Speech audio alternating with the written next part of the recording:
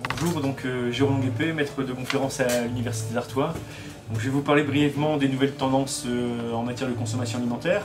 Alors, dans un premier temps, on va évoquer brièvement les aspects liés au comportement du consommateur et ensuite on va voir les stratégies des distributeurs mises en œuvre justement pour essayer de capter ces nouvelles tendances.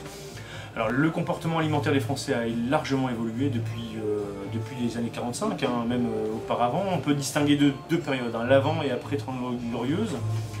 Des mutations très importantes ont lieu depuis lors. La féminisation de l'emploi, qui implique effectivement des présences dans les cuisines des mères de famille moins importantes, entre guillemets. On a également le matériel qui va arriver dans les cuisines, le réfrigérateur, les appareils de cuisson, etc., qui va également largement changer les pratiques, mais également le congélateur. Voilà, donc quelques modifications très importantes de la vie de famille qui va avoir un impact considérable sur la manière dont on consomme. Jusque dans les années 60, on a affaire à une consommation alimentaire qui a pour principal objectif la sécurité alimentaire, entre guillemets. On n'est pas encore trop loin de la Seconde Guerre mondiale et en fin de compte, la préoccupation des Français va être vraiment de s'alimenter. Mais on s'alimente déjà moins à l'image de ce qu'on faisait avant-guerre. L'apport calorique est moins important. On a quand même des consommations ouvrières, entre guillemets, qui sont orientées vers l'apport de calories, puisqu'on a des travaux physiques qu'il faut compenser effectivement par une nourriture assez importante. Et à partir des années 70, on va avoir vraiment affaire à des évolutions beaucoup plus rapides dans la manière dont les consommateurs demandent des aspects très particuliers à travers leur acte de consommation alimentaire. On va avoir effectivement des demandes qui vont être naissantes dans les années 70, 80, 90 jusqu'à l'heure actuelle, de la sécurité alimentaire, de la santé, de la naturalité, du plaisir, de l'implication religieuse également, de l'implication éthique plus généralement. C'est vraiment la grande tendance actuelle. L'idée effectivement, comme Rionnier l'a signifié, une gestionnaire, l'idée effectivement qu'aujourd'hui la consommation obéit de plus en plus à une quête de sens.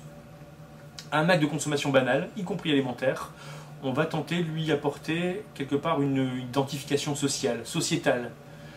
Alors ça correspond notamment à l'émergence de grandes catégories de consommation alimentaire que sont le bio, qui croît d'environ 10% l'an jusqu'à une période très récente, 2013, 2012.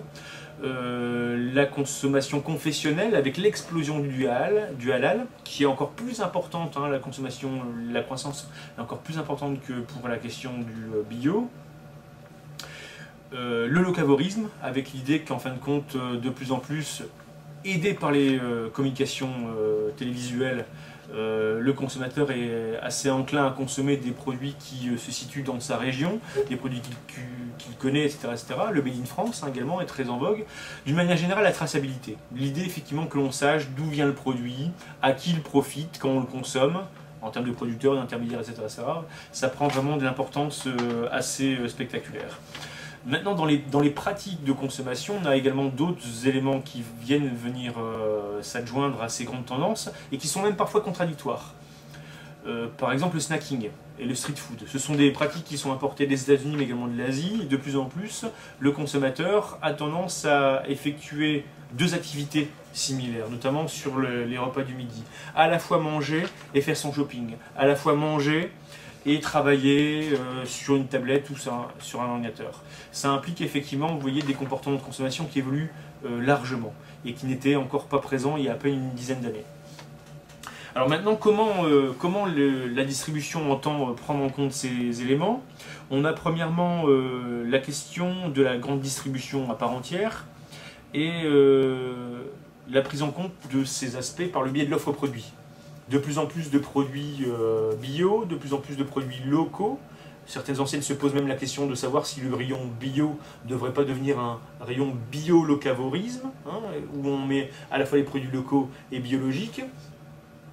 On a voilà, des éléments de produits comme ça qui émergent de plus en plus. Une innovation produit qui est constante, des produits alimentaires qui sont plutôt connotés santé, les fameux alicaments, ça aussi c'est une tendance de fond. La recherche de plaisir, c'est également une grande tendance, hein, l'idée d'assurance, de réassurance, mais également de plaisir, qui est pris en compte par la grande distribution, et ça passe notamment par l'évolution des métiers de bouche.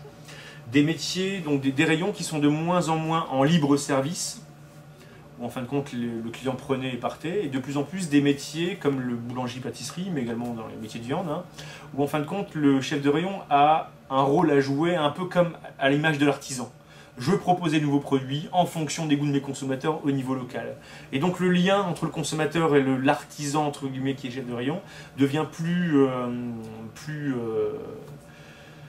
important, hein, plus visible. Un peu à l'image de ce qu'on voyait auparavant dans les marchés de Halles, où en fin de compte il y avait une relation privilégiée entre le consommateur et le marchand. Aujourd'hui, le chef de rayon devient un réel marchand, quelqu'un qui va gérer un centre de profit à part entière. Dernier élément qu'on peut citer, peut-être pour clore cette courte intervention, c'est l'idée qu'en fin de compte, de plus en plus, je l'ai dit en introduction, on essaie d'apporter un supplément d'âme à sa manière de consommer. Aujourd'hui, je consomme aussi, consommer, c'est également un acte de revendication sociale, un acte de revendication politique. C'est vrai pour le bio, mais pas seulement.